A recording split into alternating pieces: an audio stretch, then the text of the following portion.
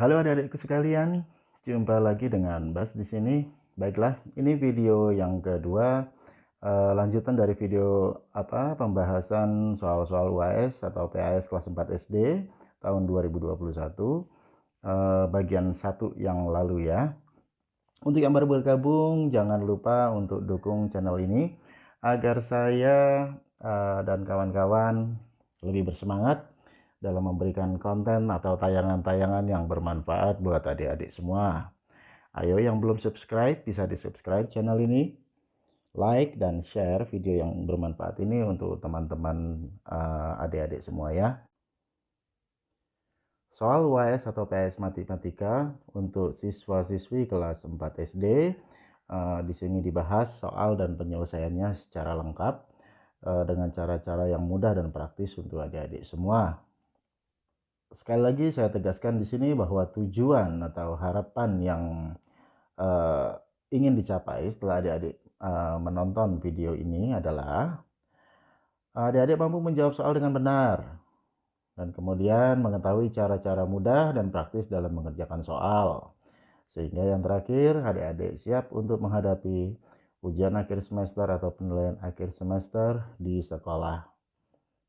Sebelum kita lanjut ke nomor 11, saya akan menyampaikan di sini bahwa pada soal nomor 8 di video bagian yang pertama sebelumnya, itu ada soal nomor 8 yang perlu saya revisi di sini. Yang saya jawab adalah kelipatan persekutuan terkecil atau KPK. Padahal yang diminta soal adalah mencari kelipatan persekutuan dari 8 dan 12. Akan kita lihat sama-sama perbedaannya di sini. Kelipatan persekutuan dari 8 dan 12 yang kita lakukan pertama kali adalah dengan menuliskan kelipatan kedua bilangan tersebut, yaitu dengan metode uraian. Jadi kita akan menuliskan kelipatan dari 8, yaitu 8, 16, 24, 32, dan seterusnya ya. Dan kelipatan dari 12, kita sebutkan di sini 12, 24, 36, 48, dan seterusnya. Yang dimaksud dengan kelipatan persekutuan adalah kelipatan yang sama untuk kedua bilangan atau bersekutu. Dari dua uraian tersebut kita akan mencari bilangan-bilangan yang sama. Kita lihat dari kelipatan 8, di situ ada 8, 16, 24. Nah, di bawah juga ada 24, berarti ini kelipatan yang sama ya. Kita lanjutkan 32, 40, 48. Dan di kelipatan 12 juga ada bilangan 48, berarti ini juga kelipatan persekutuan. Selanjutnya 5, 6, 64, 72. Lagi-lagi 72 ini sama dengan kelipatan 12. Jadi ini juga merupakan kelipatan persekutuan dari 8 dan 12. Jadi itu adik-adik yang dimaksud kelipatan persekutuan, yaitu kelipatan yang memiliki nilai bilangan yang sama untuk kedua bilangan yang ditanyakan. Jadi jawabannya adalah KP. Di sini saya tulis KP, artinya kelipatan persekutuan dari 8 dan 12 adalah 24, 48, 72, dan seterusnya. Misalnya, soal ini menanyakan juga kelipatan persekutuan terkecil. Nah, kelipatan yang paling kecil adalah 24. Jadi kalau ditanya KPK dari 8 dan 12, jawabannya adalah 24. Jadi saya harap di sini adik-adik sudah mengerti apa perbedaan antara kelipatan persekutuan dan kelipatan persekutuan terkecil. Baiklah, mari kita lanjut ke soal berikutnya di video bagian kedua ini. Kita mulai dari nomor 11. Bilangan prima antara 30 dan 40. Yang pertama-tama, kita harus mengetahui apa itu definisi dari bilangan prima. Bilangan prima adalah bilangan yang hanya mempunyai dua faktor, yaitu 1 dan bilangan itu sendiri. Mulai dari yang terkecil, yaitu 2, 3, 5, 7. 2 termasuk bilangan prima karena 2 itu mempunyai dua faktor, yaitu 1 dan 2. Artinya 2 dapat habis dibagi 1, 2 dapat habis dibagi dengan 2. Perlu saya ulangi sekali lagi di sini bahwa yang dimaksud faktor bilangan dalam matematika itu adalah bilangan yang dapat membagi habis suatu bilangan. Membagi habis artinya tidak bersisa ya, tidak ada sisanya ya. 2 habis dibagi 1, yaitu hasilnya 2. 2 habis dibagi 2, yaitu hasilnya 1. Demikian pula dengan 3, 5, 7, 11, 13, 17 ya, adik-adik lihat di sini. Nah, 13, 17, 15 termasuk bilangan prima atau bukan? 15 bukan bilangan prima. Mengapa? Karena 15 itu habis dibagi 1, habis dibagi 15 ya. Selain itu 15 juga habis dibagi 3. Jika dibagi 3 hasilnya 5. 15 juga habis dibagi 5, hasilnya 3 ya. Jadi bilangan 15 itu mempunyai 4 faktor. Jadi 15 bukan termasuk bilangan prima. Yang ditanyakan soal adalah tuliskan bilangan prima antara 30 dan 40. Berarti 30 dan 40 di sini tidak termasuk ya. Karena antara. Kalau dituliskan dalam lambang matematika itu jadi bilangan primanya itu ada di antara 30 dan 40 atau bilangan primanya adalah lebih dari 30 tetapi kurang dari 40. Mari kita lihat dari bilangan prima yang sudah kita buat tadi. Bila antara 30 dan 40, yang termasuk bilangan prima adalah 31 dan 37 ya. Jadi jawabannya adalah bilangan prima antara 30 dan 40 adalah 31 dan 37. Mari kita lanjutkan ke soal nomor 12. FPB dari bilangan 36 dan 48. Cara penyelesaian yang kita lakukan adalah dengan mencari faktor-faktor dari kedua bilangan yang ditanyakan. Untuk mencari faktor atau pemfaktoran, itu sebetulnya ada 3 metode. Yang pertama adalah metode pohon faktor, yang kedua metode uraian, yang ketiga adalah metode tabel. Sekarang saya akan mencoba dengan menggunakan metode uraian ya, supaya adik-adik juga bisa menggunakan cara-cara untuk pemfaktoran bilangan, tidak hanya dengan menggunakan pohon faktor saja. Mari kita lakukan. FPB dari bilangan 36 dan 48. Berarti kita harus mencari faktor dari 36. Faktor itu adalah bilangan yang dapat membagi habis suatu bilangan lainnya. Nah, 36 dapat dibagi dengan 1, hasilnya 36.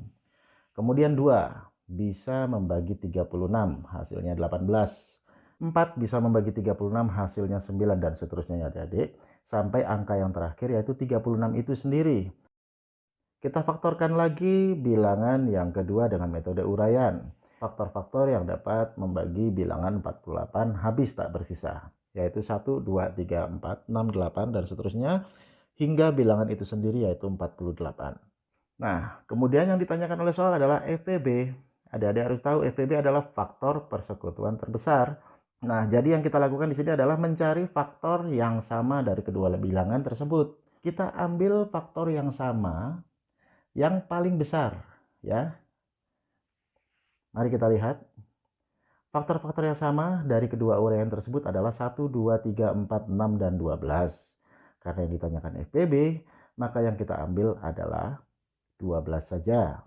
Jadi FPB-nya adalah 12. Mudah sekali adik-adik.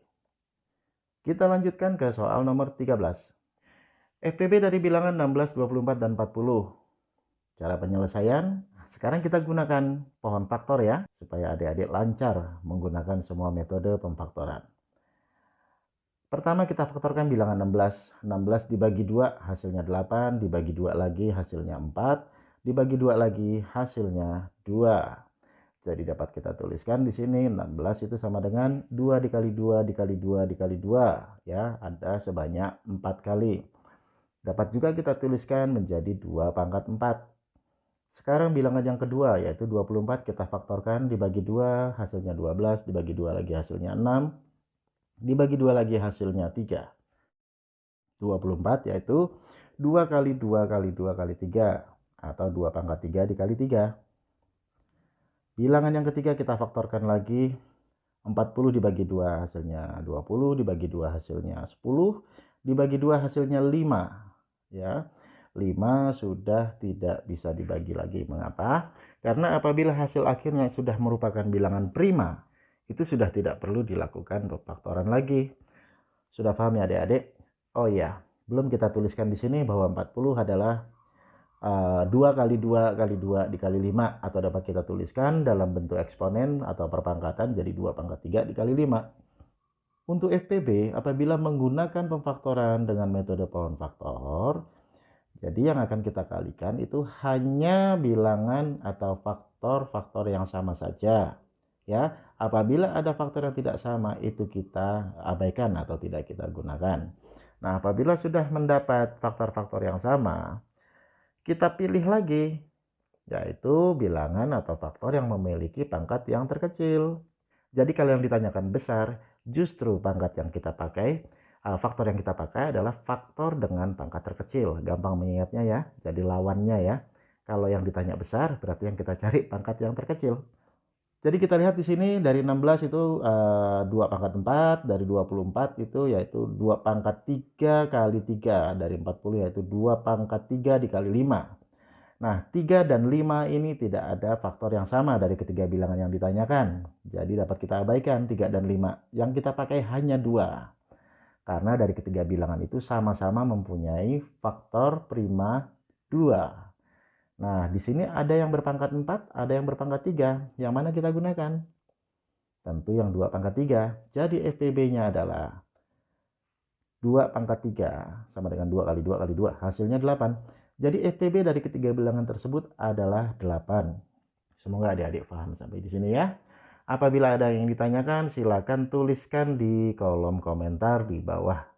Kita lanjut ke soal nomor 14. Kelipatan persekutuan dari 12 dan 18. Nah, hati-hati. Ini seperti yang saya lakukan tadi untuk revisi soal nomor 8 di video nomor 1, di video bagian 1. Ini yang ditanya kelipatan persekutuan ya adik-adik, bukan kelipatan persekutuan terkecil.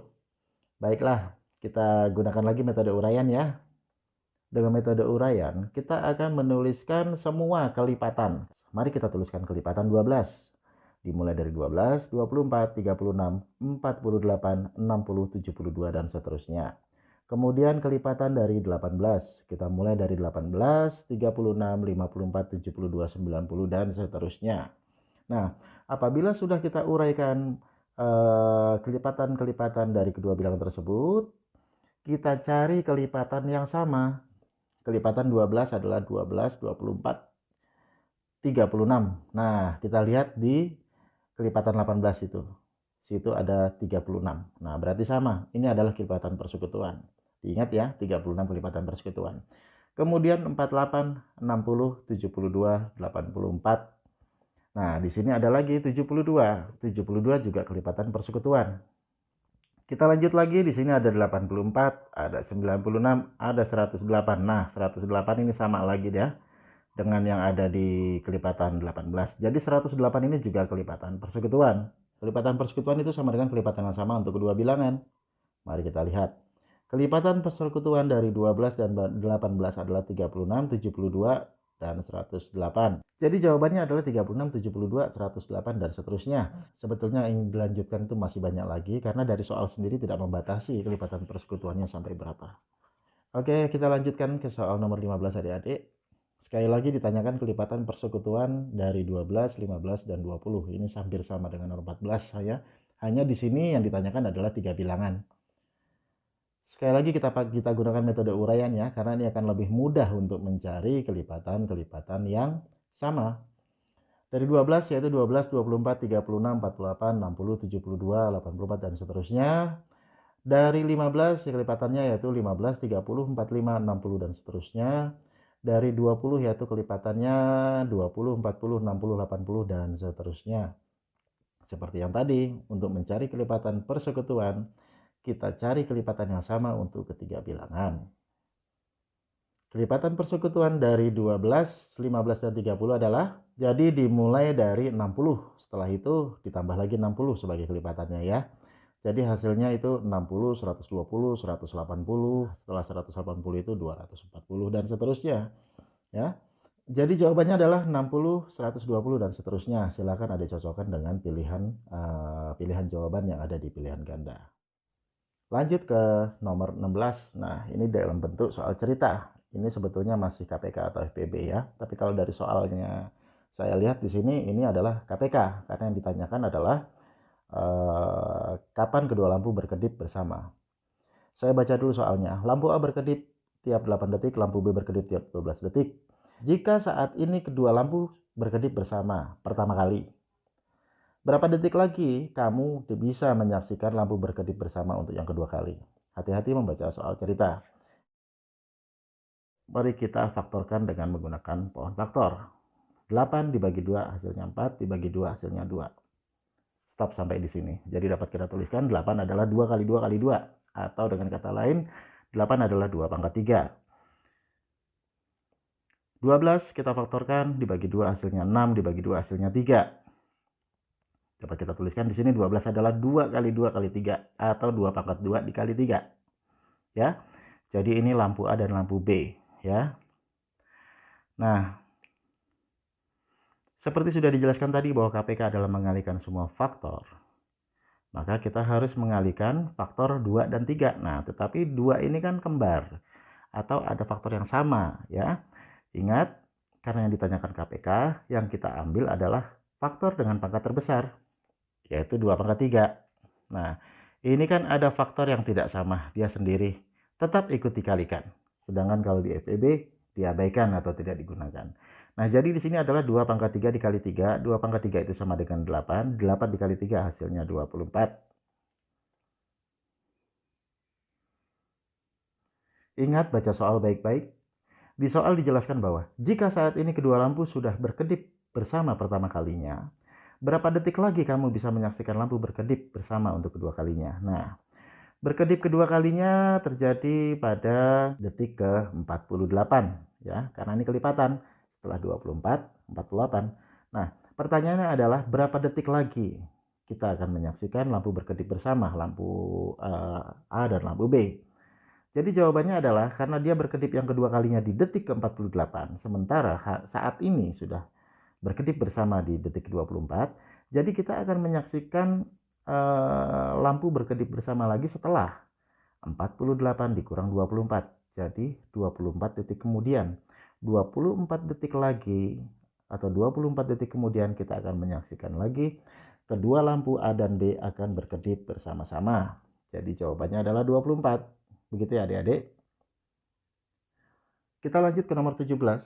Perhatikan gambar di bawah ini untuk adik-adik yang sudah memegang soal ya. Bisa dilihat di gambarnya. Saya hanya akan menjelaskan gambarnya di sini. Pada gambar terdapat buah semangka yang ditimbang. Nah, beratnya pada jarum timbangan itu menunjukkan angka 4,5. Yang jelas di atas 4,5, bukan di bawah 4,5 ya. Nah, jika mengikuti ketentuan pembulatan, apabila sudah dia itu lebih dari 0,5, itu akan dibulatkan ke satuan di atasnya ya. Karena pertanyaan soal seperti itu, jika dibulatkan dalam satuan, kira-kira berat semangka tersebut adalah, jadi otomatis berat pada timbangan 4,5 lebih ya, akan dibulatkan ke atas karena dia lebih dari 0,5. Jadi dia akan dibulatkan ke 1. Kalau dia di bawah 0,5, itu akan dibulatkan ke satuan di bawahnya ya, misalnya 0,4. Misalnya berat timbangan semangka itu 4,4 atau 4,48 atau 4,47 misalnya. Dia akan dibulatkan ke satuan di bawahnya. Karena ini sudah di atas 4,5, dia akan dibulatkan ke satuan di atasnya, akan dibulatkan menjadi 5 ya. Jadi jawabannya adalah 5,0 atau 5 kg. Silakan adik-adik sesuaikan dengan pilihan jawaban yang ada di pilihan ganda. Oke, kita lanjut ke soal nomor 18.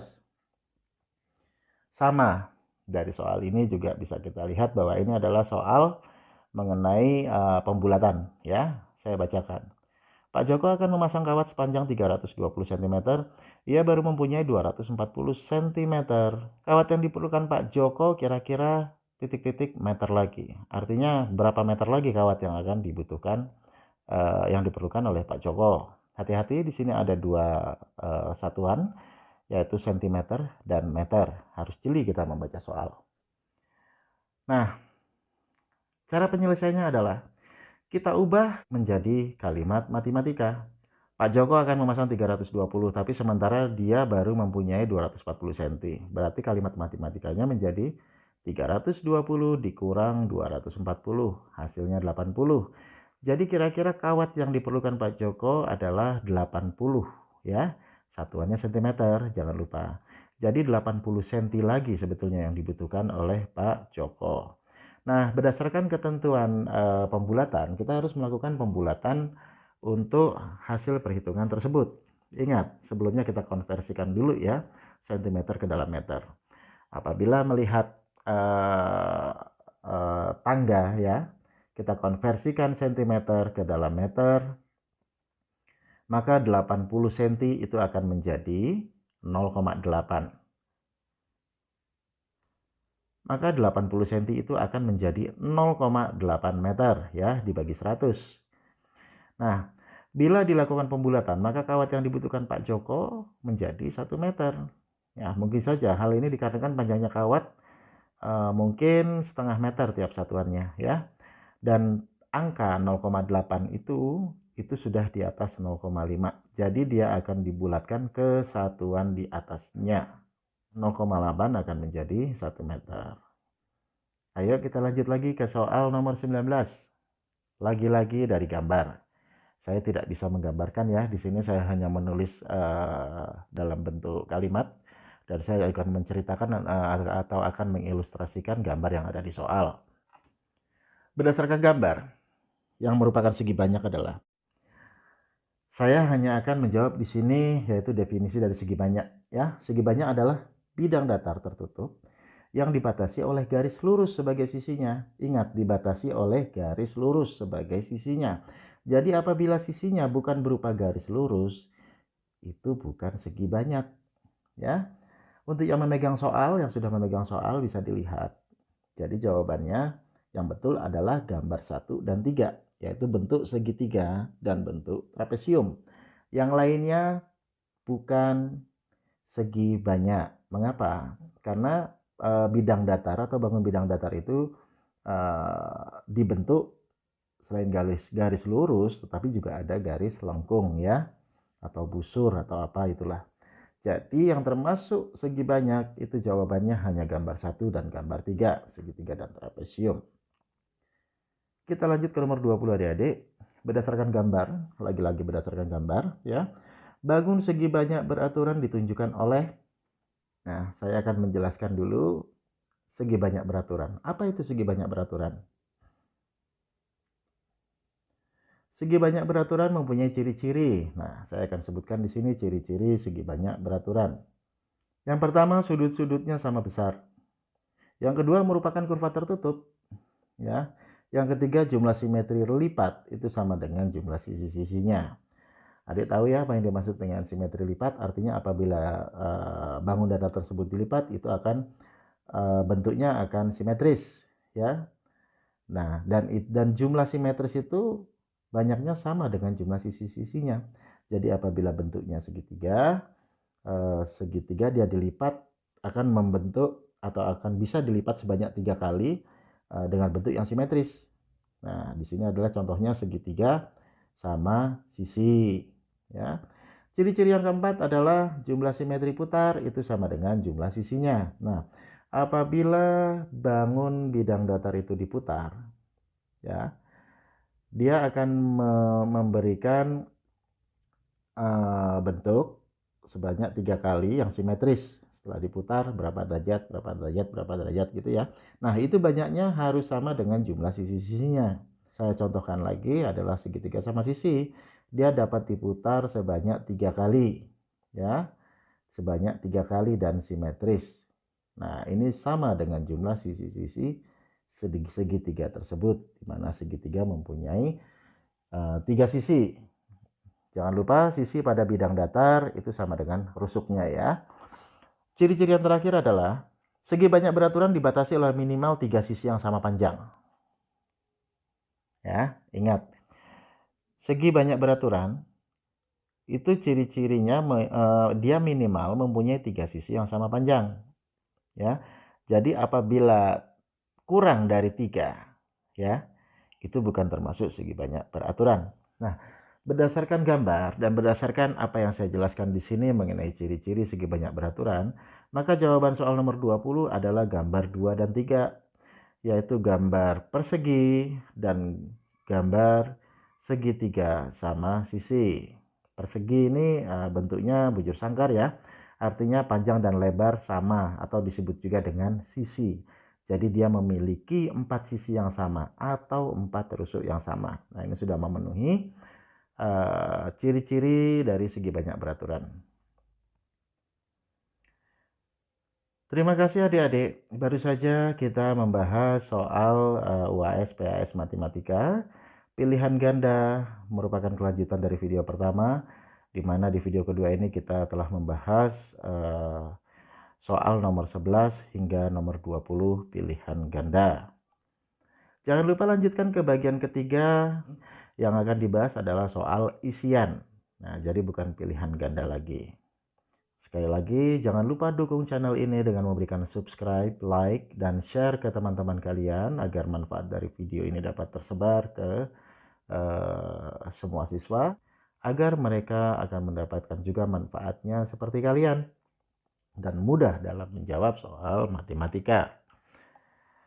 Tetap semangat belajar karena matematika itu mudah.